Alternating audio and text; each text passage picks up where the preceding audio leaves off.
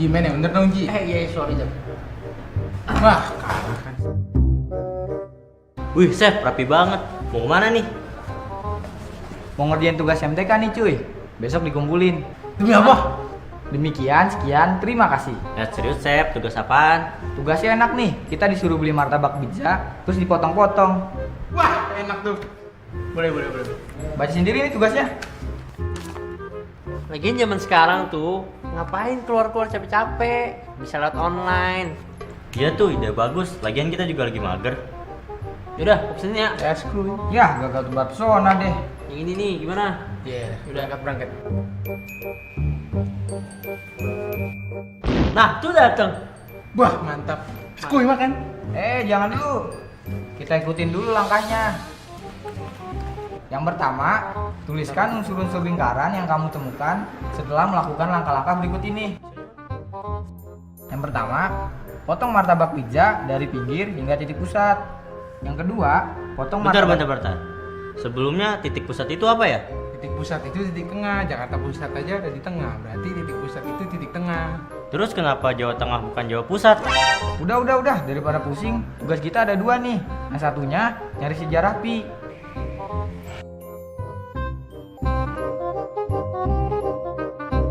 Loh, kok dibawa pulang?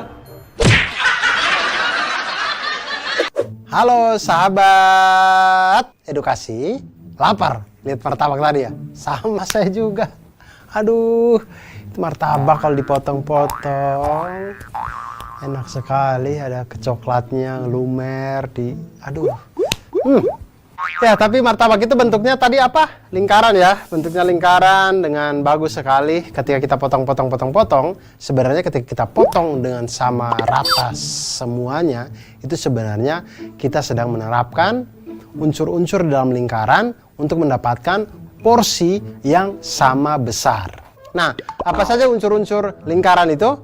Kita bisa lihat sahabat edukasi. Pernahkah lihat ban sepeda, jam dinding, koin? Semua kan lingkaran, apalagi jam dinding ketika jamnya bergerak. Semuanya itu sebenarnya mencerminkan tentang unsur-unsur lingkaran.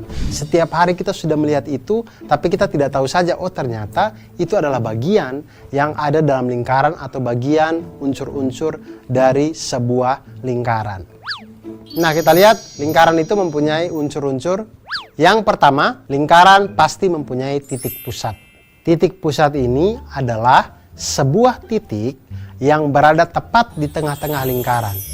Dimana kalau titik ini ditarik garisnya keliling lingkaran ke tepinya, dimanapun ditarik garisnya ke tepi itu, semua garis itu akan sama panjang. Nah, itulah titik pusatnya berarti. Garis yang menghubungkan titik pusat dengan keliling lingkaran atau tepi lingkaran itu disebut dengan jari-jari lingkaran. Makanya kalau teman-teman atau sahabat edukasi melihat roda sepeda, orang-orang biasa mengatakan itu dengan jari-jari sepeda, jari-jari ban. Nah, itu karena ban itu berbentuk lingkaran dan yang menghubungkan pusat dengan keliling itu adalah jari-jari. Unsur selanjutnya adalah apa yang kita sebut dengan diameter. Diameter adalah garis lurus yang memotong lingkaran menjadi dua bagian sama besar. Jadi memotong, jadi kalau ada martabak kita bagi di tengah dengan garis lurus melalui titik pusat lingkaran, itu disebut dengan diameter. Itulah. Dan yang berikutnya adalah, coba sahabat edukasi lihat potongan berikut ini. Sisi lengkung pada lingkaran yang dibatasi oleh dua titik pada lingkaran tersebut disebut dengan busur. Lebih gampang cara mengingat busur adalah busur ini ya bentuknya seperti busur panah yang sering kita lihat itu. Nah, itu disebut busur. Daerah dalam lingkaran yang dibatasi oleh dua jari-jari dan sebuah busur itu disebut dengan juring. Jadi dua busur, dua jari-jari, nah ini disebut dengan juring. Kemudian kalau tadi kita sudah mengetahui apa itu busur, kemudian unsur selanjutnya yaitu tali busur. Nah, tali busur itu adalah ruas garis yang menghubungkan dua titik pada keliling lingkaran. Jadi tadi kan busurnya kan begini nih, set. Nah, dari ini titik ini ke titik yang di sini, set. Ketika ditarik itulah busur. Makanya cara mengingat busur dan tali busur itu adalah tanamkan saja di kepala kita seperti busur panah. Ini tali busur, ini busur.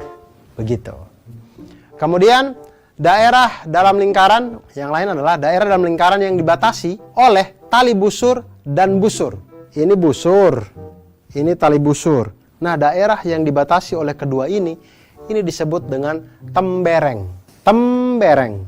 Kalau tembem itu pipi, ini tembereng. Ini tembereng, ini ada di dalam lingkaran. Nah, berikutnya, selain unsur-unsur lingkaran, ada yang tidak kalah penting untuk dipelajari, yaitu sesuatu yang namanya pi. Pi, lambangnya seperti yang terlihat. Nah, pi itu memiliki simbol khusus seperti yang pada gambar itu ya. Itu huruf Yunani, ya dibacanya pi memang dia itu. Pi, gitu. Nah, beberapa orang zaman dulu itu menggunakan bilangan 3 sebagai bilangan pi. Bilangan itu sebenarnya jauh dari keakuratan, namun bilangan itu mudah untuk digunakan dalam perhitungan. Jadi dulu, zaman dulu itu orang tahu pi itu sama dengan 3. Nah, tapi ini agak jauh dari akurat ya. Belakangan orang tidak lagi memakai itu. Orang Babilonia menggunakan bilangan yang hampir akurat, yaitu 3 plus 1/8. Jadi nilai dari pi itu adalah 3 plus 1/8. Itu ditemukan oleh orang Babilonia dari zaman tidak enak itu ya. Kemudian orang Mesir kuno 1650 sebelum Masehi menggunakan nilai pi, yaitu 4 kali 8/9 kali 8/9. Nah, lalu sekitar 250 sebelum Masehi, seorang matematikawan Yunani terkenal bernama Archimedes menggunakan poligon sebagai bantuan untuk menemukan nilai pi, yaitu 223/71 dan 22/7. Dan dari situlah sampai sekarang kita kenal pi itu 22/7 atau 3,14 dan seterusnya. Tahukah sahabat edukasi, dari manakah asal pi itu? Asal pi itu dari, betul, dari Yunani. Kan tadi saya sudah bilang, pi itu dari Yunani. Hurufnya, tapi angka pi itu didapat dari, perhatikan lingkaran berikut. Pertama, buat lingkaran dengan keliling dan diameter sembarang. Lingkaran pertama, keliling 4 cm dan diameter 1,27324 cm. Lingkaran kedua, kelilingnya 15 cm, diameternya itu ternyata 4,774648 cm. Kemudian lingkaran ketiga, kita buat kelilingnya 9 cm dan diameternya itu 2,864789. Nah, dari semuanya ini kemudian kita membagi masing-masing keliling lingkaran dengan diameternya. Jadi kita ambil perbandingan keliling lingkaran dengan diameter. Lingkaran pertama hasilnya adalah 3,141591. Lingkaran kedua hasilnya 3,140387. Lingkaran ketiga hasilnya 3,141593. Dari ketiga lingkaran tersebut didapat bahwa hasil bagi antara keliling lingkaran dan diameternya selalu konstan atau tetap jika dibulatkan menjadi 3,14. Nah, dari situlah pi itu berasal. Angka pi berasal dari perbandingan keliling dibanding diameter. Bukan hanya dari Yunani seperti yang tadi. Nah, sahabat edukasi, itulah tadi unsur-unsur dari lingkaran. Ada jari-jari, ada titik pusat, ada keliling lingkaran, ada tembereng, ada tali busur, ada juring, ada pi, dan sejarah pi, dan luar biasa semuanya. Akhirnya kita tahu tentang unsur lingkaran. Ternyata lingkaran tidak sesederhana itu. Tidak hanya bulat-bulat seperti itu, tapi ternyata banyak hal yang bisa kita pelajari dari situ. Hal-hal yang sederhana dalam hidup terkadang memang banyak pelajaran yang bisa diambil. Oleh karena itu, jangan pernah meremehkan apapun yang ada dalam hidup kita, karena semua hal yang mungkin remeh di hadapan kita itu mengandung banyak pelajaran di dalam hidup kita. Oleh karena itu, tetap belajar matematika, tetap semangat untuk memperbaiki diri, dan mantul, manfaat betul.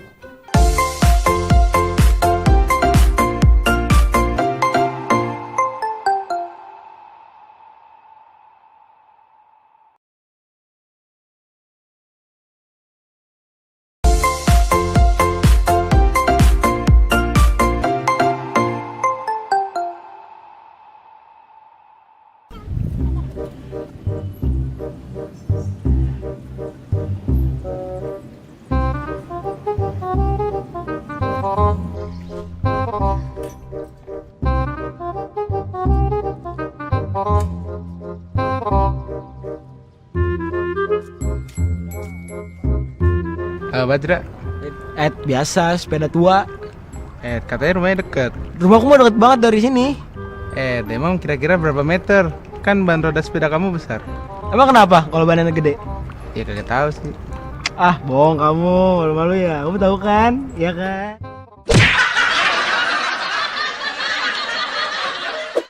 Nah, sahabat edukasi, itu tadi kalau putaran lingkaran itu ketika kita membuat dalam lintasan, itu akan menjadi satu garis lurus, yang mana garis lurus itulah yang kita sebut sebagai keliling lingkaran. Nah, untuk lebih jelasnya, sahabat edukasi silakan perhatikan animasi berikut ini.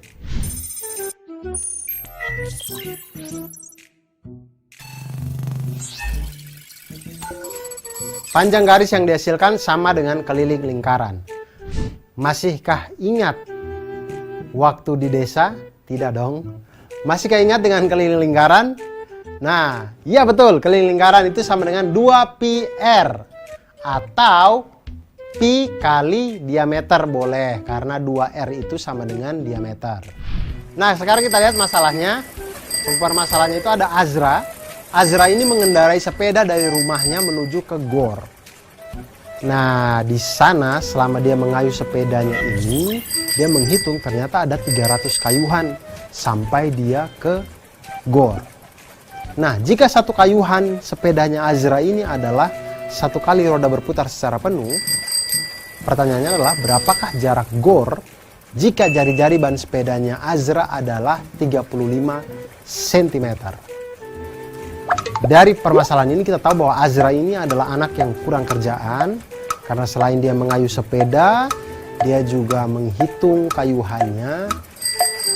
Maksud saya kalau sudah capek otot, ya jangan capek otak. Kenapa harus dua-dua dibuat capek gitu Azra. Besok-besok jual aja sepedanya Azra biar tidak perlu capek-capek ya. Tapi tidak apa-apa, kita akan bantu Azra menghitung jarak rumah dengan gornya. Kita tahu sekarang jari-jari sepedanya Azra ada 35 cm. Kemudian kayuhannya sebanyak 300 kali. Satu kali kayuhan adalah satu kali roda berputar secara penuh, artinya itu satu kali kelilingnya lingkaran. Oke, sekarang kita akan menghitung keliling lingkaran. Keliling lingkaran itu adalah sama dengan 2πr, di mana keliling roda Azra itu adalah 2pi dikali dengan 35 cm, karena 35 ini adalah jari-jari roda sepedanya. 2 kali 22 per 7 kali 35 sama dengan 220 cm atau sama dengan 2,2 meter. Artinya dalam satu kali Azra mengayuh, dia akan maju sebanyak 2,2 meter. Kalau tidak ada got di depan ya, kalau ada got ya dia jatuh itu ke dalam pasti. Pasti itu.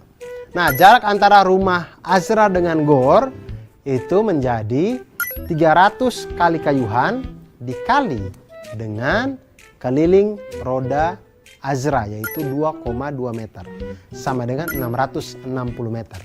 Artinya rumahnya dengan gor adalah 660 meter jarak dari rumahnya ke gor. Nah, sahabat edukasi, itu tadi bagaimana kita mempelajari tentang keliling lingkaran. Dari sini kita belajar bahwa ternyata matematika itu sesungguhnya seni. Seni untuk melihat kehidupan menjadi kehidupan yang lebih mantul, manfaat, betul.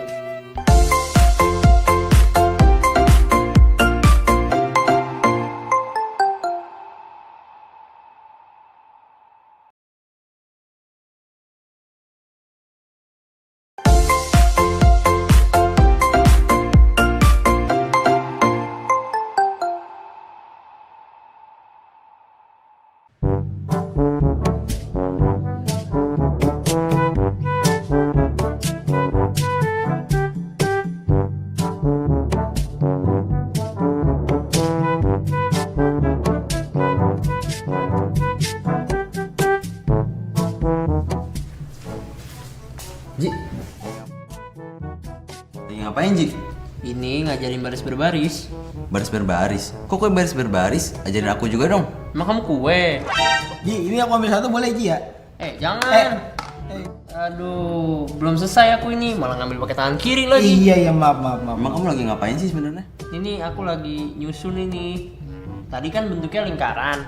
Iya. Terus aku potong-potong, aku jadiin persegi panjang. Oh. Tapi kayaknya nggak ada gunanya deh. Ah, kamu malah ngatain. Ya udah, enggak aku bagi dah. Jangan. Ini bagus banget kan, Dek? Ini jadi lebih bagus kok. Nah, bisa aja. Ya udah ambil. Oke. Ji.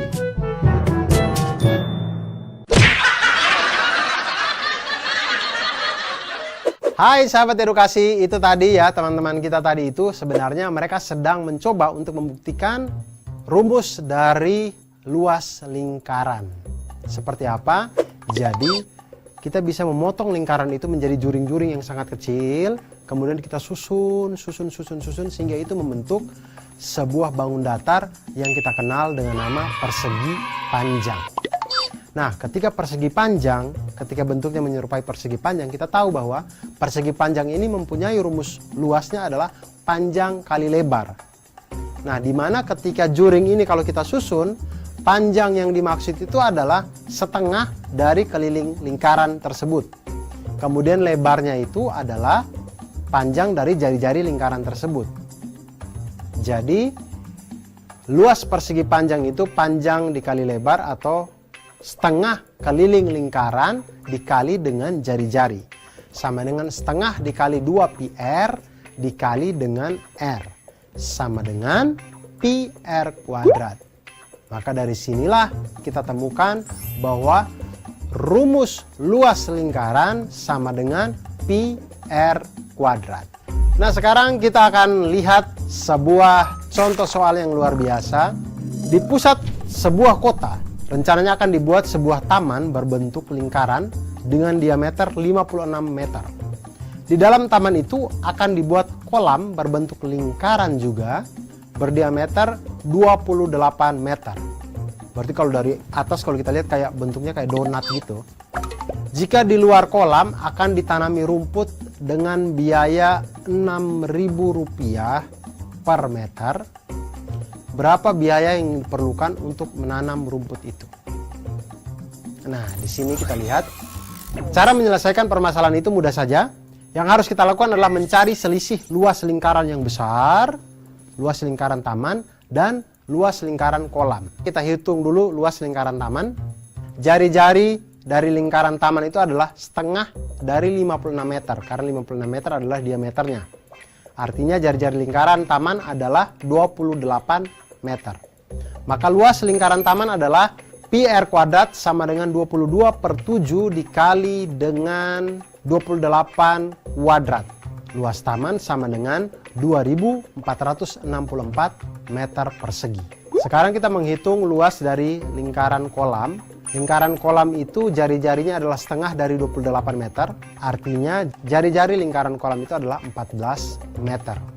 Maka luas lingkaran kolam adalah pi R kuadrat sama dengan 22/7 dikali dengan 14 kuadrat. Sama dengan luas kolam adalah 616 meter persegi. Selanjutnya kita mencari selisihnya.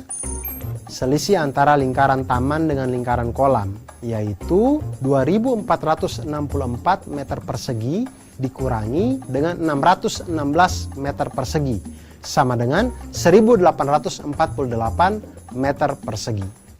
Nah, biaya yang dibutuhkan untuk ditanami rumput, jadi ini lingkaran taman, kolam, pinggir-pinggirnya rumput. Banyaknya rumput yang akan digunakan atau biayanya adalah luas rumput dikali dengan biaya per meter persegi. Nah, luas rumput tadi adalah 1848, kemudian biayanya adalah 6.000 per meter persegi. Oleh karena itu, dikalikan 1848 meter persegi dikali dengan Rp6.000 per meter persegi sama dengan Rp11.088.000. Biaya yang dibutuhkan untuk menanam rumput di taman kota tersebut adalah Rp11.088.000. Oleh karena itu, kalau tamannya sudah jadi, dilarang untuk menginjak rumput. Karena rumput itu harganya 11 juta, mahal. Dibuat dari pajak kita, jadi harus kita lestarikan. Oleh karena itu, sahabat edukasi, sampai di sini kita sudah bicara tentang keliling lingkaran, luas lingkaran, kita sudah bicara juga tentang unsur-unsur lingkaran. Dan penting untuk kita untuk mengetahui, menjaga fasilitas publik, jangan injak rumput sembarangan, karena semua itu adalah milik kita bersama, harus kita jaga seperti kita menjaga semangat kita untuk belajar matematika agar menjadi orang yang mantul, manfaat, betul.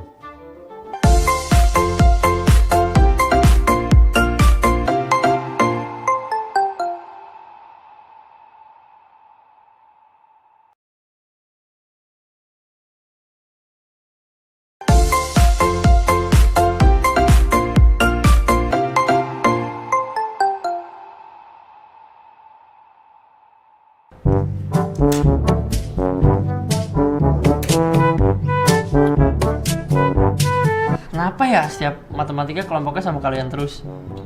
Semangat Ji, kita pasti bisa. Yaudah, kerjain kalau gitu, jangan komen aja. Iya siap.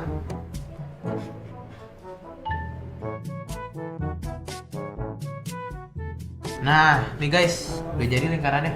Wih, bagus. Yaudah, sekarang kita gunting aja. Kamu dilipat-lipat. Oke, siap.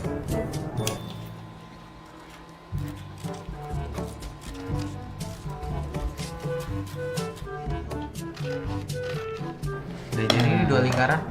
Cakep. Yaudah, ntar dulu. Nah, sekarang kita lipat jadi 90 derajat bentuknya. Nih.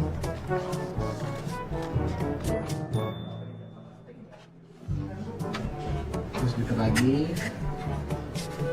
Terus kita tandain titiknya. Titik A, titik B di sudut keliling. Nah, habis itu kita buka. Nah, set. Habis kita buka, kita lipat lagi. Tapi kaki-kaki sudutnya tetap titik yang A sama B tadi. Nih, Ngelipatnya bebas tuh. bebas ngelipatnya. Asal titik kakinya A sama B yang tadi. Tuh, kan udah jadi. Terus udah jadi lipat, kita garisin dah.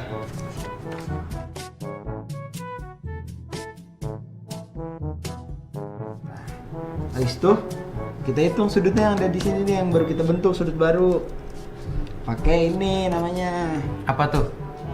busur namanya. Busur. Oh, busur.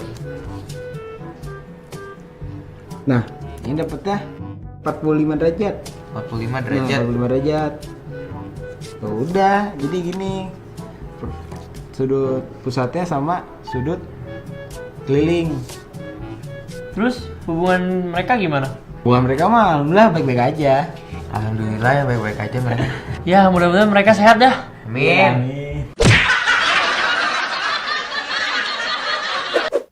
Sahabat edukasi, jumpa lagi masih dengan saya di sini ya. Sekarang kita akan belajar tentang apa yang tadi sudah dicoba oleh teman-teman kita tadi. Mereka garis sana, garis sini, garis sana, garis sini. Ditanya hubungannya apa? Hubungannya baik-baik saja. Ya Allah. Ternyata hubungannya bukan itu. Kita akan belajar tentang hubungan sudut pusat dengan sudut keliling lingkaran. Apa hubungan mereka? Apakah baik-baik saja seperti yang dikatakan tadi? Ataukah mereka ada iri, dengki, dan segala macamnya? Akan kita bahas. Nah, yang pertama adalah coba sama-sama siapkan dulu, kita akan bermain. Coba siapkan jangka, busur, gunting, kertas, pulpen, dan penggaris. Kita coba buatlah sketsa beberapa lingkaran dengan jari-jari yang sama. Misal 10 cm dengan menggunakan jangka, lalu gunting dengan rapi seperti pada gambar berikut.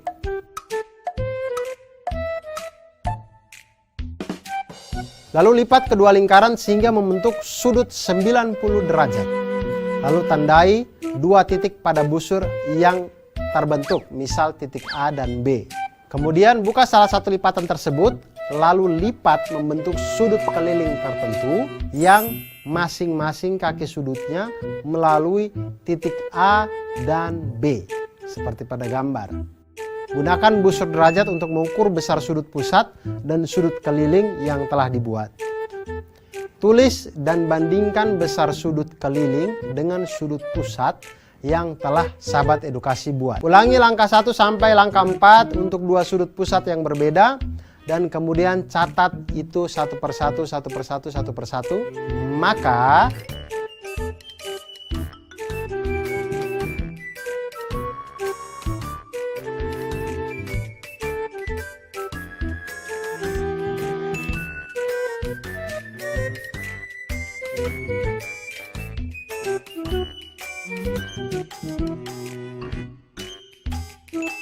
Maka kita akan melihat di situ, perhatikan setiap ukuran sudut pusat selalu lebih besar dari sudut keliling.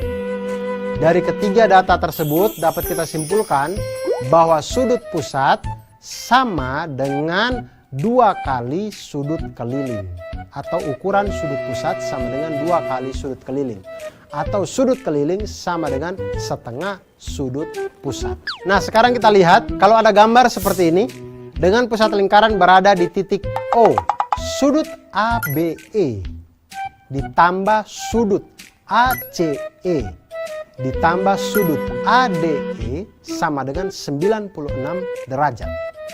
Ketiga sudut ini jumlahnya 96 derajat. Pertanyaannya adalah berapa besar sudut AOE?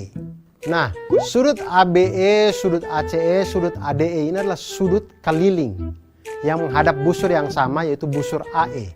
Maka sudut ABE, ACE, dan ADE memiliki besar sudut yang sama. Misal kita anggaplah besar sudutnya mereka ini, sudut keliling mereka ini adalah X. Maka sudut ABE tambah sudut ACE tambah sudut ADE sama dengan 96 derajat. Artinya X ditambah X ditambah X sama dengan 96 derajat. Atau 3X sama dengan 96 derajat. X sama dengan 32 derajat. Berarti mereka ini mempunyai besar sudut, ketiganya ini adalah 32 derajat. Sekarang sudut AOE itu adalah sudut pusat yang menghadap busur yang sama, itu busur AE. Artinya sudut AOE ini adalah 2 kali dari besar sudut keliling lingkaran yang tadi, yang ACE, ABE, ADE tadi itu. Jadi sudut AOE sama dengan 2 kali sudut X atau nilai X tadi, yaitu 32 derajat. Sudut AOE sama dengan 64 derajat. Dari sini sahabat edukasi, kita jadi tahu bahwa ternyata sudut pusat itu adalah 2 kali sudut keliling pada lingkaran. Dari ini kita bisa menghitung, kita bisa tahu tentang hubungan-hubungan antar sudut, dan ini mengajarkan kita juga tentang hubungan baik antara mereka di dalam lingkaran. Artinya kita juga harus menjaga hubungan baik di dalam lingkaran keluarga, lingkaran pertemanan, dan lingkaran masyarakat kita, agar kita menjadi manusia yang mantul, manfaat betul.